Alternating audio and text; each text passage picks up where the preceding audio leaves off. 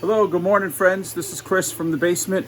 We are late night 3D printing all of those face shields for the Northeast Face Shield Project. And I wanted to give you an update on what's happening, what your donations made happen. So here are some of the big machines I'll show you. So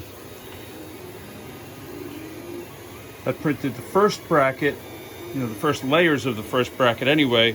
And then here it's starting to print its second one. They're kind of interlocked to get more on a platter than just one. We can interlock them like that, and they'll even print in layers, and it'll stack up 10 or 20 pieces. So when the first bracket's done, it'll just print on top of it, on top and top.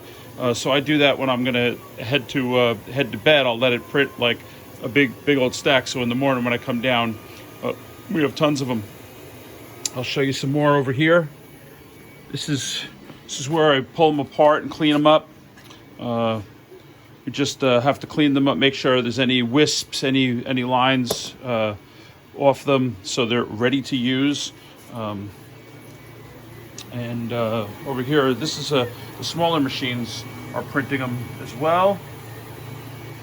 Down here is about 200 face shield brackets that you made possible with your donations. So thanks a million, and I'm going to keep posting links to show you where they go after the basement. They first get disinfected when they leave here. These pieces will get disinfected and then put together with the clear face shield, and then handed off to hospitals and people in need. The frontliners, basically.